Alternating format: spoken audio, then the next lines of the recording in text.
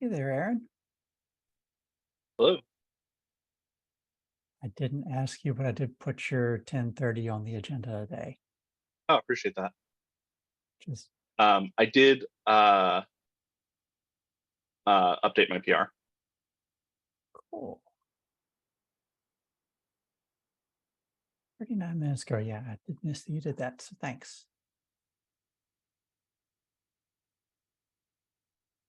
Gives me one more thing to review today. Yeah. I think the highlight for you to read is on the considerations. I added a couple examples of types of the implementations, make it a little clearer, I think. And then I also relaxed on line 7 of considerations, the must not to a should not. Okay. Because I think third-party implementations, runtimes and whatnot might want to generate errors on unknown properties, and it's not our sort of place to decide their compatibility promise. And I Like the think runtime might have its the own rules. phrasing there that I really like is that you said it's an unknown property on a known media type. Yeah. That makes a big difference to me. So yeah, that works.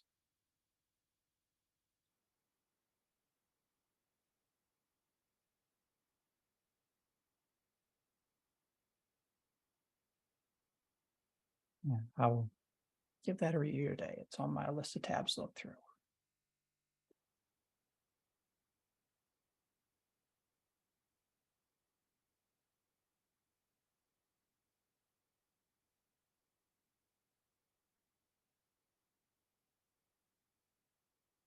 How's it going there, Toddy?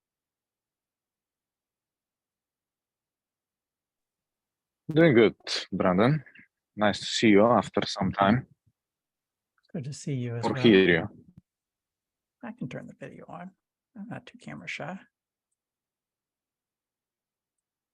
There, you actually get a face to look at, poke fun at. I was just looking Is through it some more only code the other day.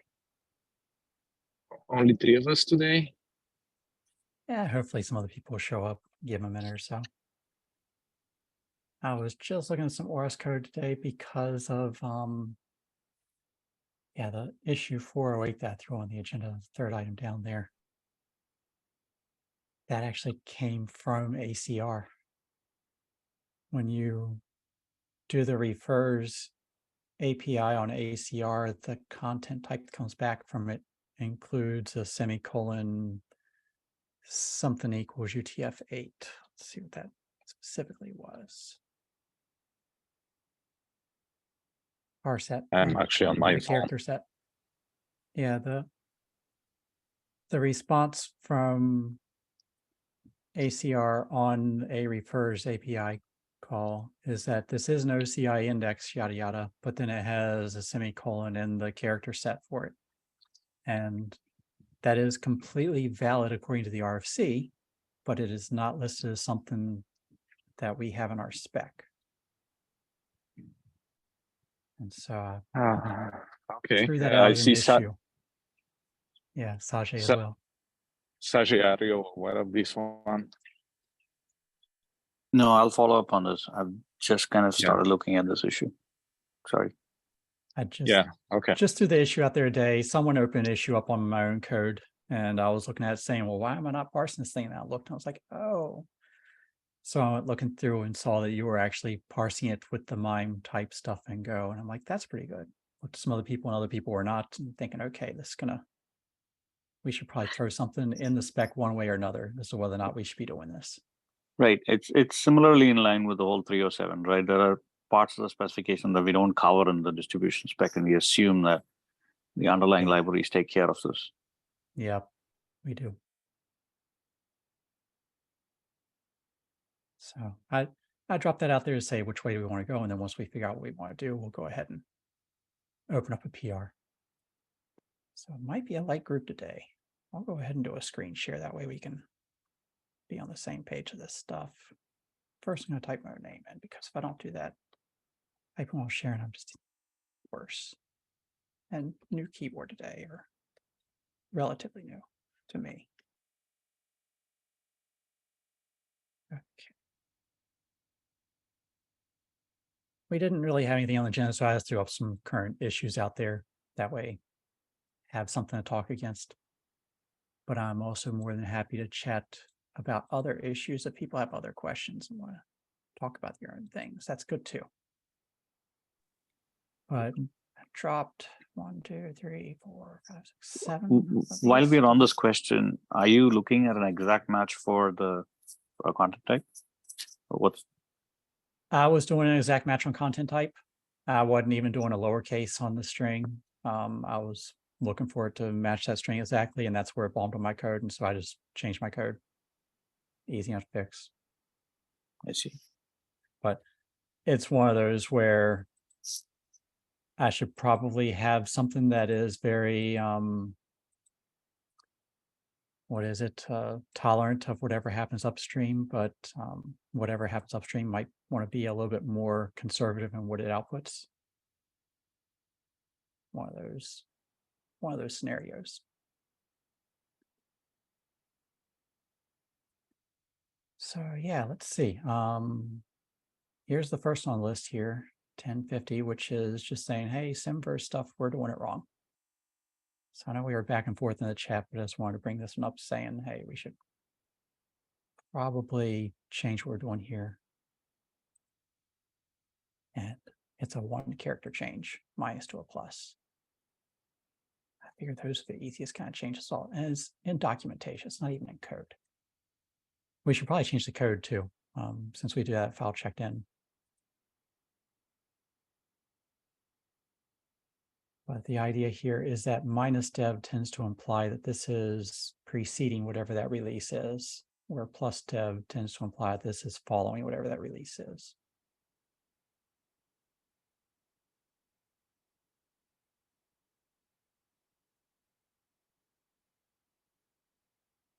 Thoughts on this one? People don't really care too much. Gets a little bit too much in the Simverse and Nantex that most of us just don't care about. If other projects follow this, then is there any reason not to follow it? I think the reason not to follow -dev, which is what we're currently doing, is that it sorts it wrong, according to Simver.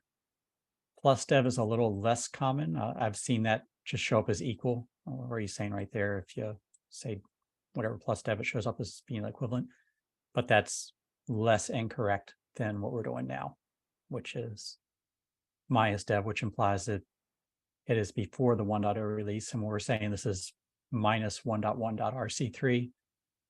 What we're saying right now is what we're developing now is preceding the RC3, which we've already put out.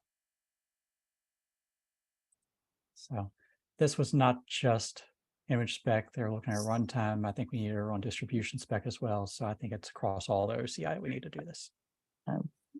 Does this overlap with plus not being a character that we can ever tag as well? It's a very... I think Simver would say you shouldn't. Well, we can tag it, can't we? I remember in I don't know. I mean in the tag overloaded tag per se, like the distribution tag. So in Helm, when we had this discussion, Helm used just pluses very, very explicitly, like all over the place. And so when we tried to convert the Helm sim word to like a repo tag equivalent, it blew up all over the place, and we needed some canonicalization magic. Does it matter that we go down that route, or should we just not worry about the two together? No, that's just sad that it broke everything. But I'm assuming what you're saying is for the tag API and distribution spec. Correct. Yeah. Do we have the syntax of tags in here? Somewhere, probably. Tag invalid. Sure, we have some kind of, okay. Well, this is the regex for a bunch of stuff, and the separators are the dot, the underscore, and the dash, and no pluses. Yeah. I don't think it's an issue for what we're saying here, because what we're saying here is going to be a get tag, not a image tag. Actually, could you look at that Semver again? The Semver, I think or there might have actually been a bug in the Semver. You're saying over here in this Yeah, stuff? the dot isn't escaped, so that actually means any character. It's within the square brackets. I think even in square brackets, don't you have to escape the dot? Or maybe I'm misremembering. Maybe that's it might also be implementation specific. And this is something saying to look at this code, so who knows? Worth checking.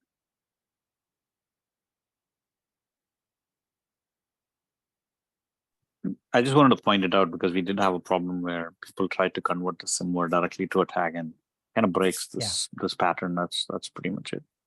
Yeah, good call out. Is No, there you're right. anybody that It's would treated as a literal. Cool. Is there anybody that would tag something with our current dev tag and not call it just like edge or something like that on their side? And this isn't even a tag on our side. This is just a version within our code.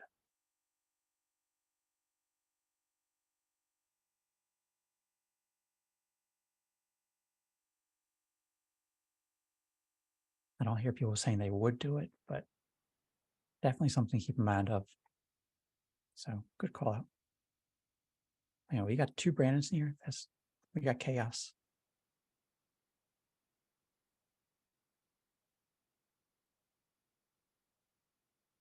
All right, so we'll go ahead and jump from that one. 10:30. Aaron, do you want to talk about this one? Yeah, I think this just brings the PR in line with your comments and clarifies the distinction between implementations that are storing and copying content versus implementations that are processing. And I've clarified as well, you know, registry distribution spec implementations are the former, runtime spec implementations are the latter, and that the latter has slightly different sort of constraints than the former. And we don't want proxies, for example, to modify media types when they receive a media type, even if it's unknown. They should keep it exactly as it is in order to preserve compatibility.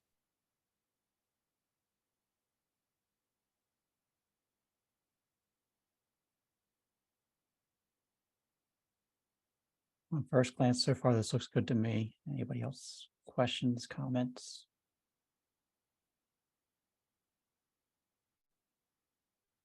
And the line 45 right next to your cursor is sort of a safeguard regarding some of the intentions I raised around 999 is we start having non-JSON, for example, media types in the config field. They might reference things that aren't really valid parse objects for a given implementation. And so if an implementation finds an unexpected media type, it should not try to run it through, you know, potentially memory unsafe parser or anything like that. Just treat it as an opaque blob if you don't understand what this thing is. And so that is for the config, right? If I expand this whole thing out. Yeah, config media type. So when we're looking at the manifest here, we've got config where you specified that, and then farther down below, this is for the layers, right? Yeah. Mm-hmm. Yeah, I don't think anybody is doing much with layer parsing other than vulnerability scanners. And I think that's just a too bad scenario.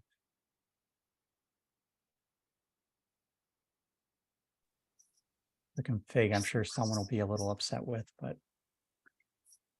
what other people think? I think I'll be cautious when I state this. I feel there's a little bit of contention when we say we must not parse or anything like that.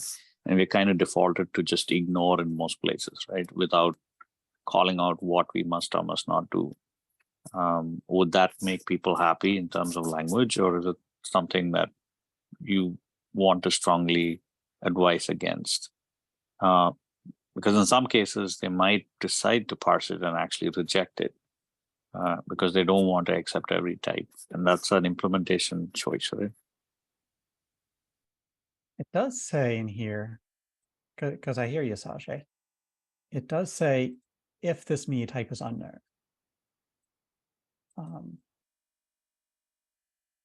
So it doesn't. If I read this the way I want to read it, it might not say what Aaron's trying to say, which is if I don't recognize a media type, I can reject it.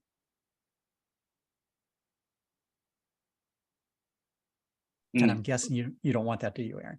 I think there might be some language. That's actually an interesting point around not rejecting unknown artifact types that maybe I need to add back in. I had to rebase this PR on top of yours. So I might have to go back and check to see if I've flagged that, because I think you're right. For config media type, I'm definitely okay with maintaining sort of the current sort of OCI 1.0 restrictions and just like encouraging implementations not to parse unknown content. We could definitely relax that 45. If you want to create a comment on that to change that to a should not, I think that's fine. I mean, the part that makes me comfortable is we're saying that in this case, the media type is known. And so if it's known, it's allowed to parse the content. Absolutely. And that feels all right to me. And I don't mind us saying if it's unknown, then you're not going to try to parse it, but that doesn't mean you have to accept it. Mm-hmm. Yeah. And I know that that's probably been the contention that's gone back and forth with us a lot. I suspect the way this phrase here right now is the way that it's going to be a lot easier to get agreement with a bunch of us. Or at least an approval. On it line may not 34. Be what you want. No, on line 34, I think I've got the language I want actually, which is that implementation, storing, or copying manifests, so like registries, should not error on unknown artifacts. And that's just the artifact type though. Just artifacts. So yeah. I mean, a registry could easily say it's a scratch media type on the config manifest, on the config descriptor. I'm not going to allow anything that's got scratch. Should we add scratch to the list of supported types that they must support? It'll be one of those cases where you need to make sure that you specify for storing and copying and not for things that are. Yeah. Well, I think it's already the case. The restriction on line 47 is already the case only for example, WASM runtimes aren't going to support image config necessarily, right? Yeah. So, well, a lot of this was written with the assumption that we've got registries and runtimes, and we didn't think that there were going to be anything else showing up. So this was written before we got to this kind of chaos, and it might mean that there needs to be some more tuning to take into consideration all those other users. If I change line 47 to say implementations, storing, or copying manifests must support at least image config and scratch, does that make sense? I get the feeling that the whole point of 47 and 49 there, the list, was probably geared more toward runtimes, of saying anybody that's no CI runtime needs to support at least this one config. And leaving it open in the future that someone could have some kind of WASM specific config or something, some other kind of runtime.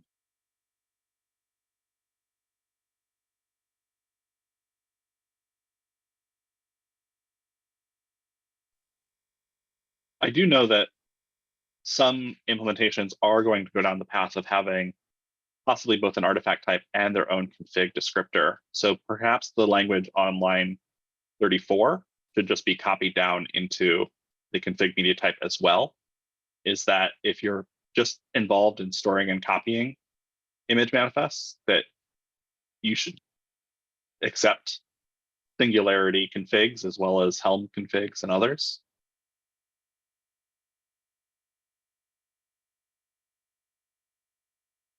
It's the part where I don't know how much we'll get agreement from all the registry operators or not.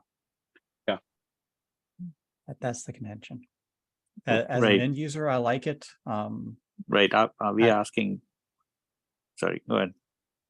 Yeah, as an end user, I like it, but we lose value if the spec starts excluding a lot of registry operators and they just say, well, we're OCI-ish. Mhm. I guess we're operating in this sort of gray area where we'll say that we're concerned about something that registries might not accept.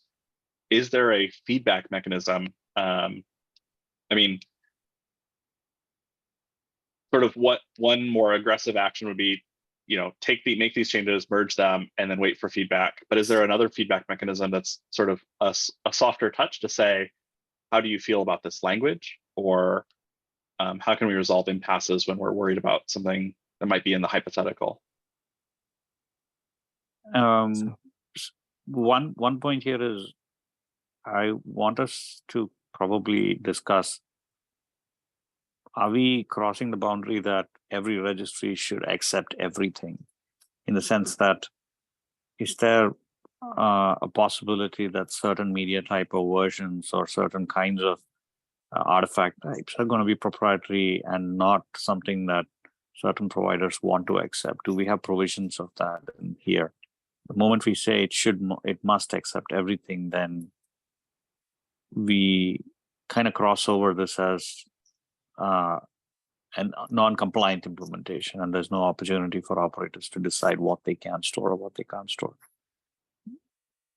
Like I said, Yeah. I'm leaning towards it's possibly better to make sure that everything can be stored, but it also warrants, like, say for example, singularity.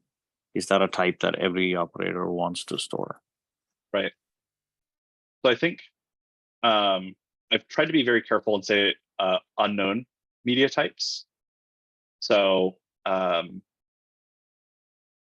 if a operator chooses to reject singularity or a proprietary media type, for example, that is known, and so they can code or implement that exception.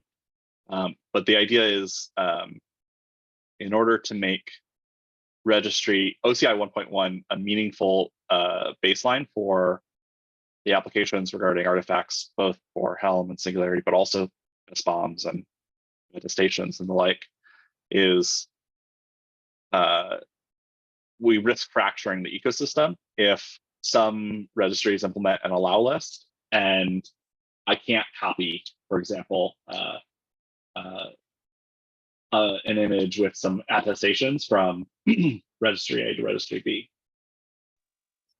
Okay, that makes more sense to me. Like, what we want to discourage an allow list and instead go with an exclusionary list if they want to exclude something. So I'm okay with curious. that. Like ACR doesn't block anything, so, but it's about other operators as well. Yeah, I'm curious what registry operators think. So the one I'm looking at most right now is Mike Brown, assuming that's AWS Mike Brown. Oh, we got both. So yeah, I'm curious what the ECR thought is on this one of being required to allow every configuration media type.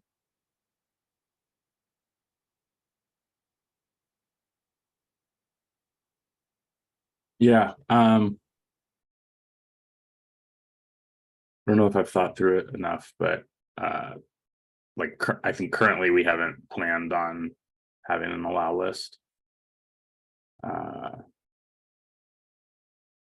I think if a registry wants to say that they're only going to store certain kinds of artifacts, that is, I don't know. I guess I'm struggling to see why we have to say they have to support everything. But if you wanted to run a free registry just for, Helm charts, maybe you would want to have a registry that blocks everything else. But I think from ECR's point of view, as long as customers pay. Yeah. I guess the question then is that registry really OCI 1.0 or 1.1 compatible if it only accepts Helm charts? Because that means it wouldn't accept, for example, Docker images, which currently they're required to accept. Right. Yeah. That's where I think about it is. Yeah, I mean, we can say we don't care about that, or like not Yeah. don't care about that. We can say that that's not the like goal of the community, which is, I think, a fair thing to say.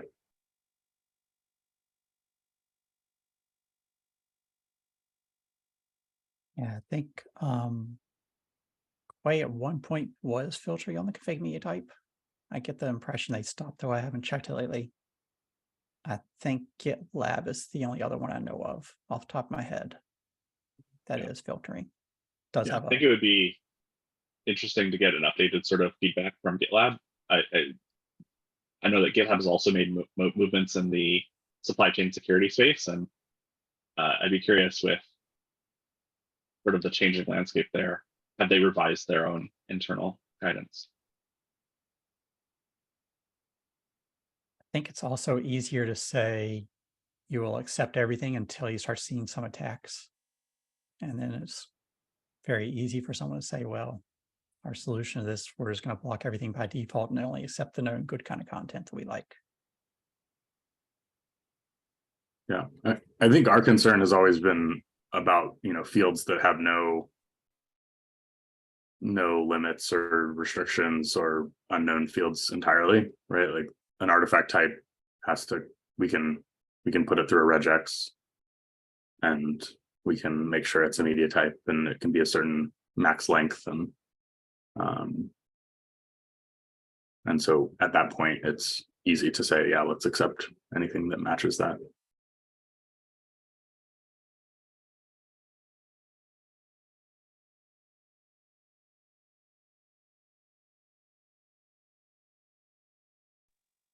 So I think it goes back to, I get the value where you're trying to go with that one, Aaron.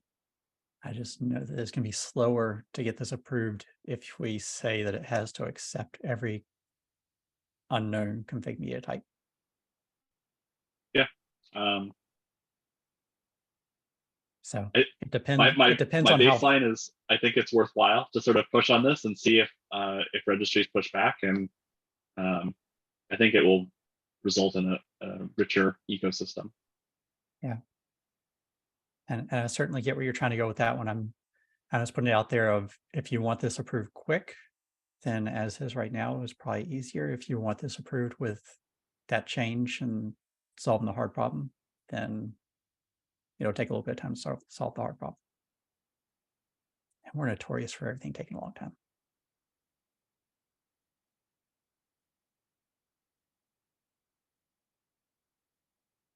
Well, I also see Ram Kumar in the chat mentioning that whitelist and blacklist could be more of a registry specific policy. And so different registries would have different opinions on that one.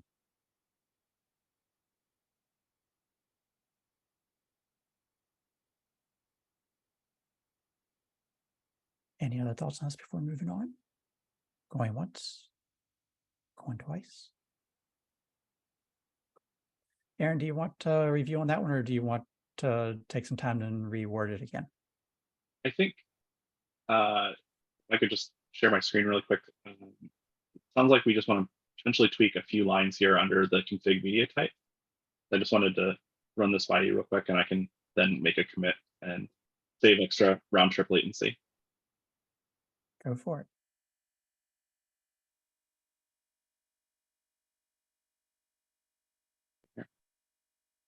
I'm looking at,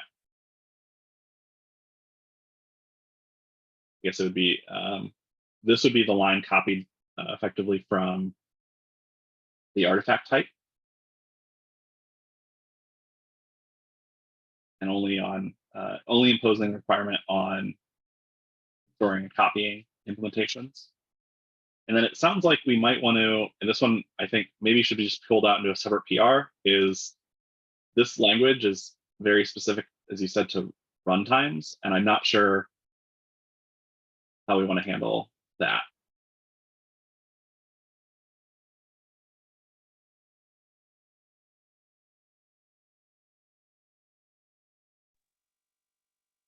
I'm not either. Okay. I can just add this line then in a commit, and I think we'll need to think about this, but maybe it's not an issue for now. If it's an unknown media type, then it's unknown and it would be accepted, I guess, under the rules as written, and it would just be the hypothetical of a registry that only accepts Helm charts, I guess, would violate the rule because it would not accept OCI image.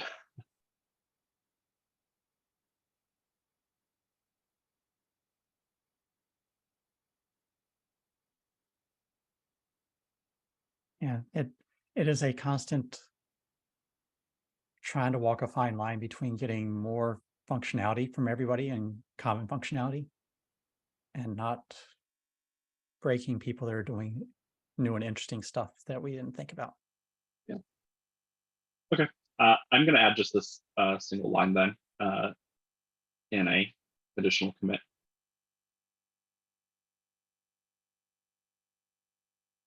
Sounds good. I know it'll probably start some back and forth, but it might be worth seeing if we can find somebody on the GitLab side to reach out to. And I just pick on them because they're the ones I know they're doing this. I don't think Docker Hub is doing it at all anymore. So I'm trying to think of who else might be interested in filtering that config media type.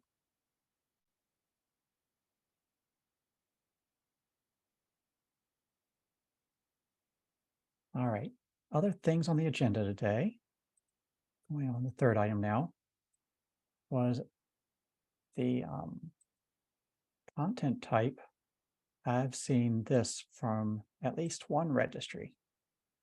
I was naming names earlier, so I'm not calling blame, but I saw this on ACR when I was looking at the refers API response. So I've updated my code to handle it, but it is specifically this little bit of extra code at the end that says, hey, I've got UTF data here, which is following the RFC. But in our stuff in our spec is saying, hey, it should just be the media type. And my question is, should we go ahead and include that follow the RFC and do everything, and that the media type is just the base media type in there, which is what the RFC says is how you parse it. And these are all additional parameters that is extending this media type. Do we include that in there, or do we say that this is not allowed and nobody should have to worry about it?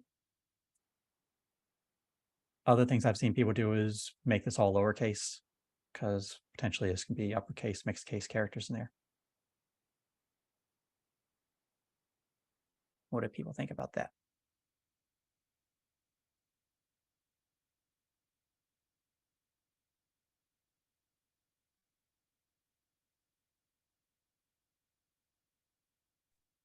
The RFC says that SpongeBob case is valid there, as much as it hurts to look at.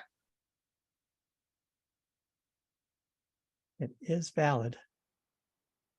It's got all kinds of information someone might want, just not me. The other thing is if the server returns a different casing, does it break?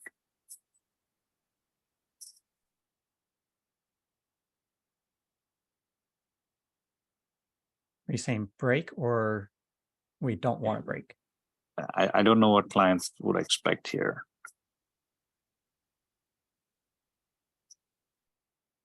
I know when I was trying to debug the issue, I went looking back at how Go does it, and Go explicitly strips out white space around the edges, lowercases everything, and dumps everything after the semicolon into an additional mapping that it returns.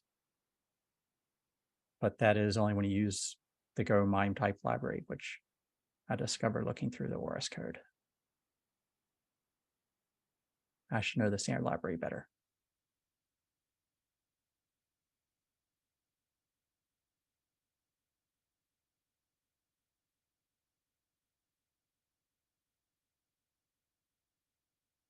Yeah, we have not followed the API and everything, and so yeah, Ram Kumar, the range header is one we have definitely messed up on. This one right now, the spec implies something more strict than what the RFC allows. So maybe it's a case of us saying that it can be that we're a subset of the RFC.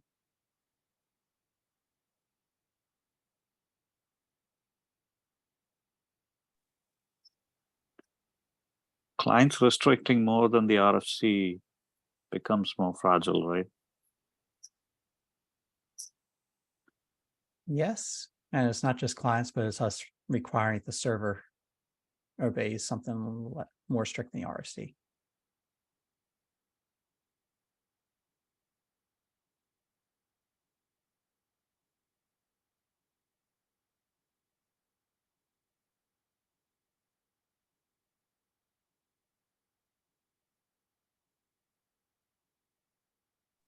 If you make it more restrict, if you make it, do you also have to recommend or require a specific character set encoding? Like, do we have to then choose it must be a UTF-8 if you can't provide? What happens if someone tries to use something else? I would say everything is with our media types when we're talking our JSON media types for the manifest and configs, that those are all UTF-8. And if you're pushing a zip, then, or a tar GZ, a tar with gzip, that's going to be in that format.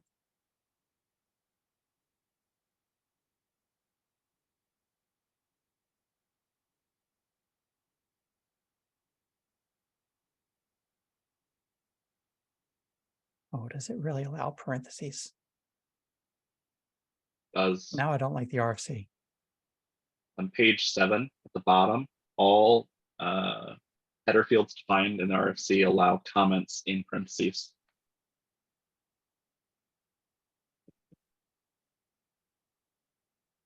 I was looking content type. The subtype had a semicolon.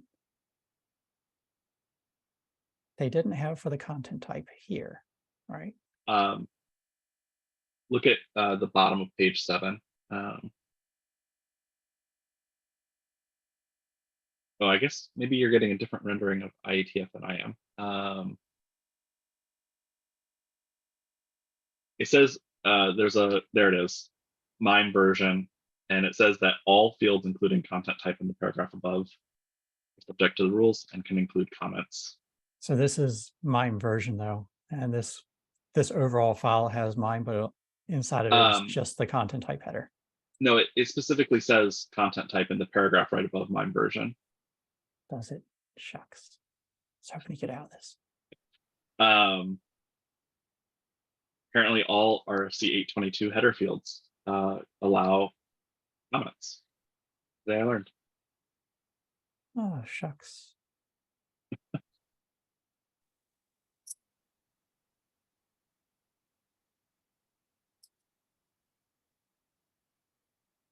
Those RFCs.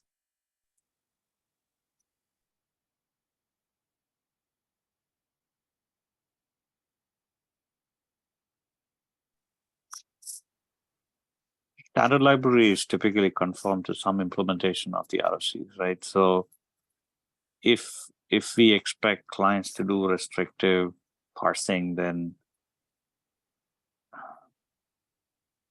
we kind of weaken the stance of the RFC itself. I'm leaning towards like having the RFC be the ambiguity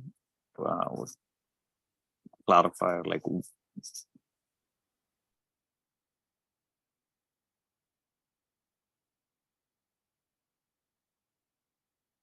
Are you checking to see if Go will parse out the comment? I'm curious if this function really does it because they're cutting on the semicolon. So I don't think they handle it. They do have some space checking in there. So maybe.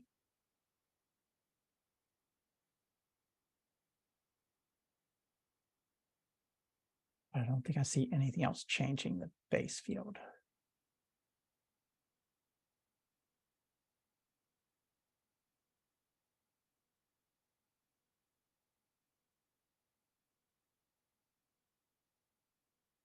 Yeah, I suspect Go does not handle that right. Which is why I like it even less. So probably not getting it solved today, but something to be aware of. Another thing to we might want to try to handle or figure out how we want to handle or explicitly disallow one or the other.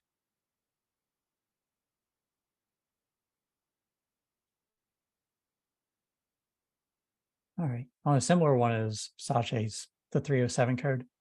My lean on this one is when I look at something like the distribution spec, we've got a API section in there. And let's see if I find that. Too many tabs. Too many tabs. And yeah, distribution spec, we do have an API section in here. So my personal leaning was in here. We say something about, oh, we said something in the API section they needed to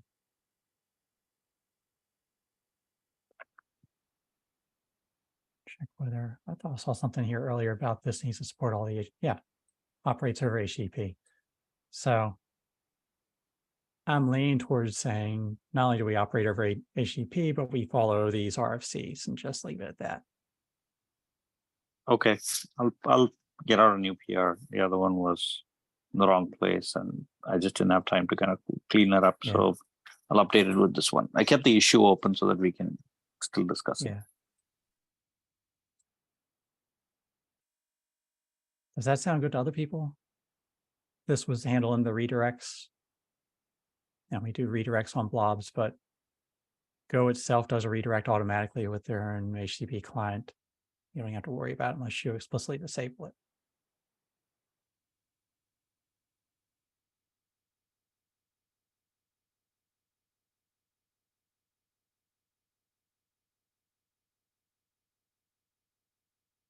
Why a bunch today?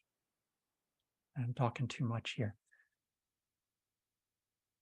This one I don't like, but I'm probably gonna have to agree to it, which is the content length.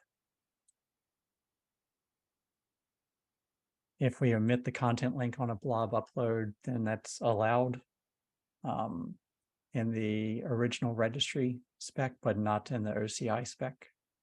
And so this was changing that to say that when you do a blob chunk upload without a size on there, that's okay.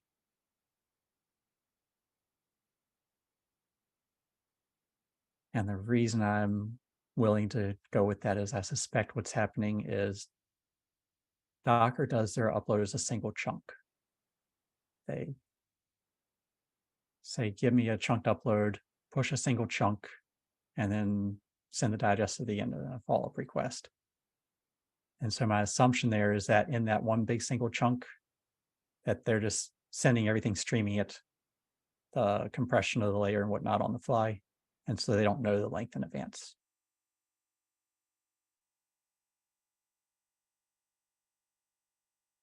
I'm inclined to agree. I think that when trying to write streaming proxies that don't have to buffer an entire payload in memory, you definitely want to be able to support this.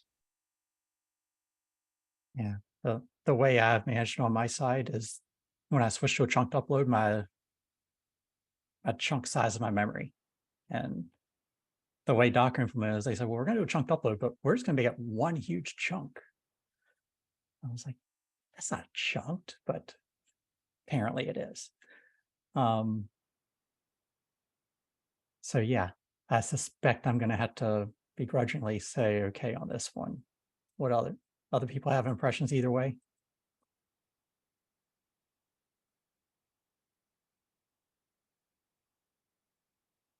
We're just saying when you're doing this chunked upload that you don't need the content length.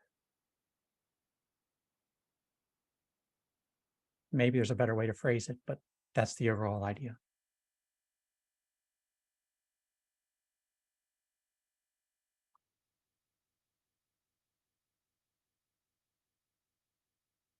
There are no objections.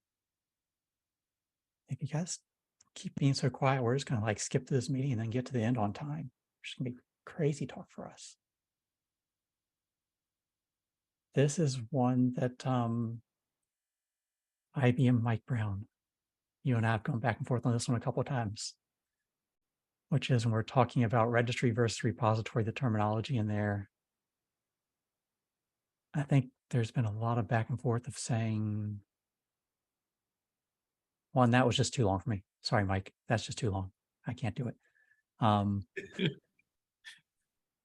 But overall in here, I think there's a back and forth of whether or not the spec should say that a lot of this stuff is in a specific, oh man, TNI has found all kinds of crazy things, manifest invalid. TNI, where did you try? Oh, that was Docker. Okay. So Docker doesn't like it. Oh, goody. For folks that aren't seeing the chat, doing the crazy mixed case of a media type does get you a rejection on upload to Docker Hub. Doesn't mind if I do it for the config blob and the layer blob though. Yeah, but the manifested checks. Which I think a lot of people do check. And so if the risk of saying it can be case insensitive is that means that registries that aren't checking that won't work.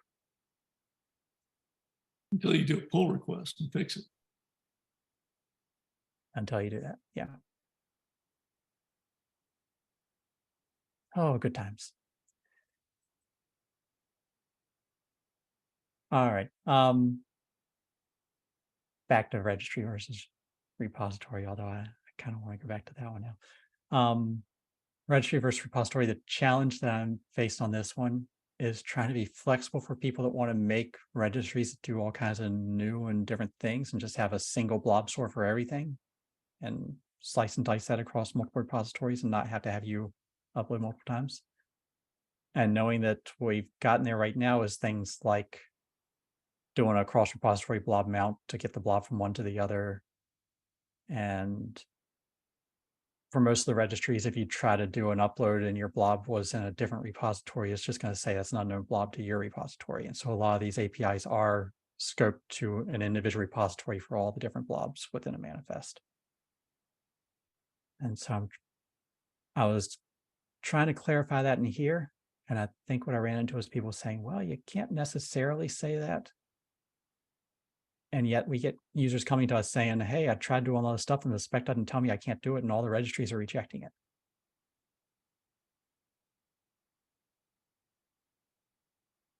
Because there was an assumption that they could just upload the blob one place and didn't need to go specify the repository or could use a blob from a different repository. You just broke into jail with talking about authentication in there, didn't you?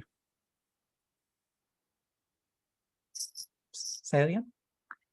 I think you spoke about authentication in the PR. Is that okay? Is that a word we can use?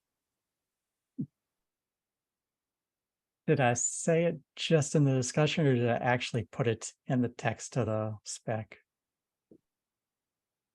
It's been so long since I uploaded this one. The reason this came up was there was a question on garbage collection, to which I was trying to be good of saying, we don't touch garbage collection. And at some point in there, there was a question of whether or not things are allowed to go across. And so I was, yeah, references are specific to repository. I don't think we say that references are specific to repository in our spec right now.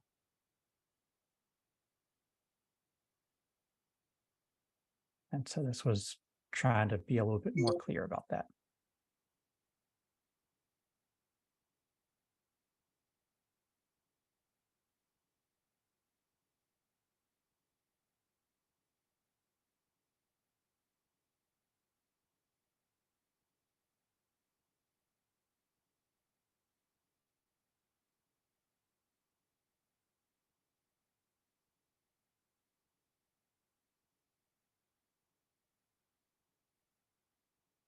I was also trying to use the namespace term because we'd used it so many other places in the spec. And the downside of that is that it's also a very overload word in our community.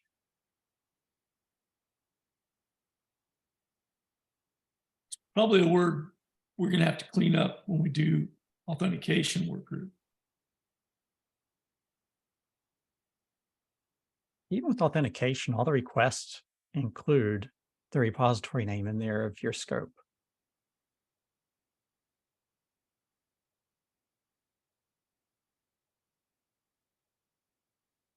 Yep.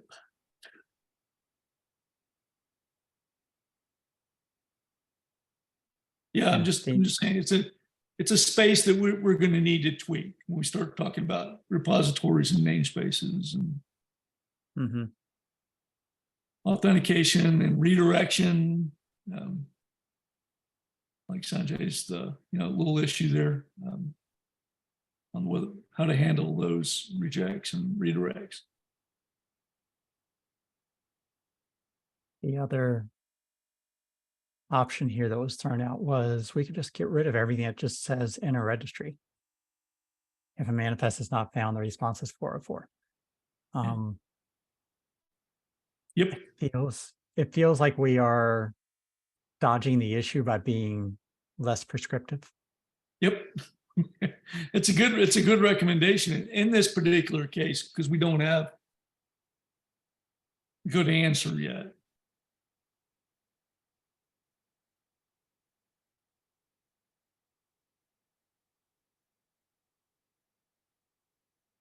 And it's useful to give people flexibility, but it also kind of to Aaron's challenge earlier of how can we make these things more predictable and have registries that are not doing weird things on us.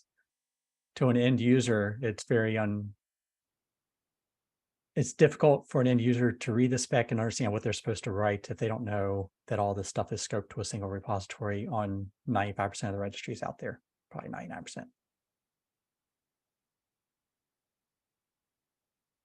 Comes down, what is the purpose of the OCI specification? Is it to restrict or allow particular known paths?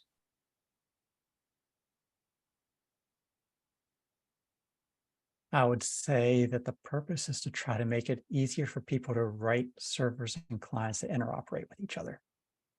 Yeah. I just dodged your question. No, you're making my point. We need a work group to outline the existing paths so that we can say you may choose this route or that route when there have been two choices traditionally chosen. For example, all these namespace issues. We can't pick one namespace outline. We can't pick one off system. We're going to have to allow the ability to plug them in and be extensible, just like the RFC we were looking at earlier. Can you give me an example where we've got a reference between two things, a manifest when I'm trying to do a push to a repository or something like that, or try to do a pull from a repository. And for some registry, it's got the restriction where it's not found across this entire registry. Like, are there registries that do that today? Well, if I log in, right, to a registry for my repository, and then I make requests, that doesn't give me access to other, even though I could reference them, it doesn't give me access to one that I don't have authorization to.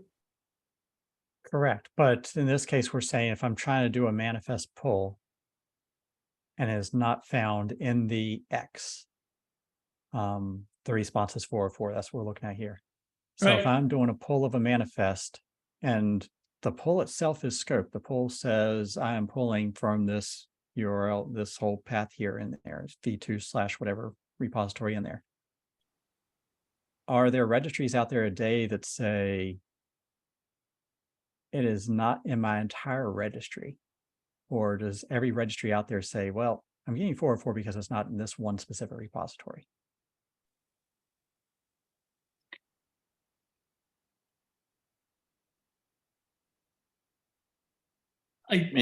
My experience, you can't get that request. You can't ask for, is this in any of the repositories, any namespace?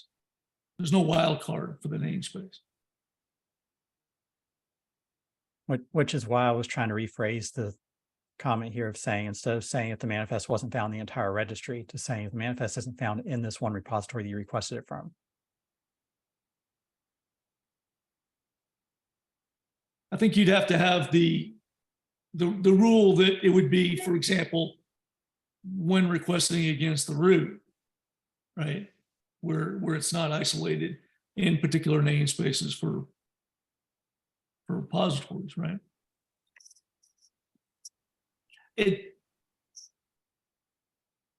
I can see a use case where what you're asking for is doable, and another use case where it's not.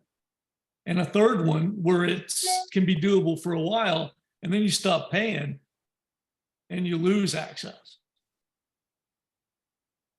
I'm just saying.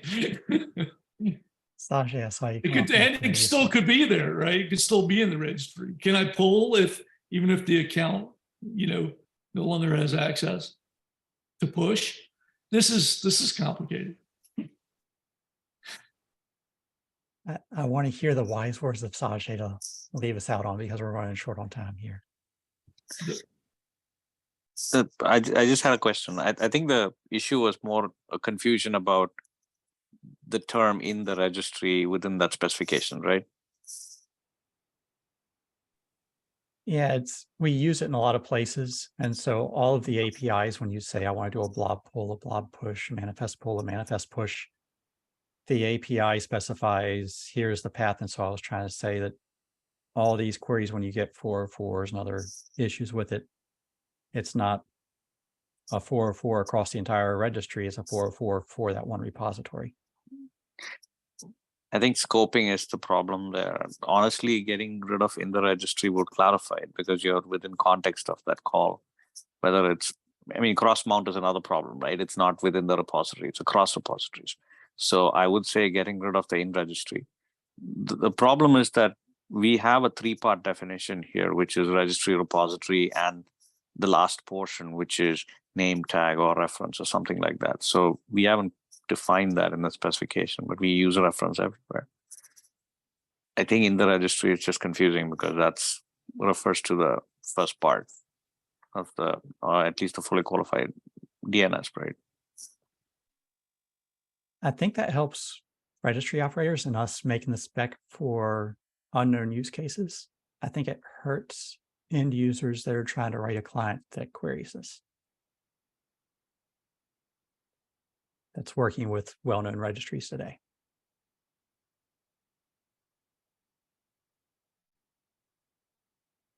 I see both sides, I guess is what I'm saying again.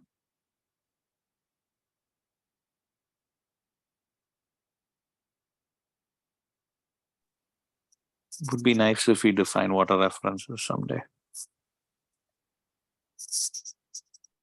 Indeed, it would. All right. It's not in drugged that digest.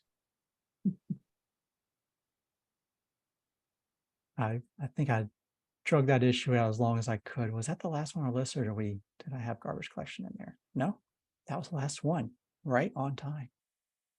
Holy cow. All right. I don't think we made any progress. We made a little bit of progress, but I still think it was a good meeting. So thank you everybody for showing up, and for everybody who's going to be in the Open Source Summit next week, look forward to seeing you there. For anybody that's not, you get to have a meeting without me next week.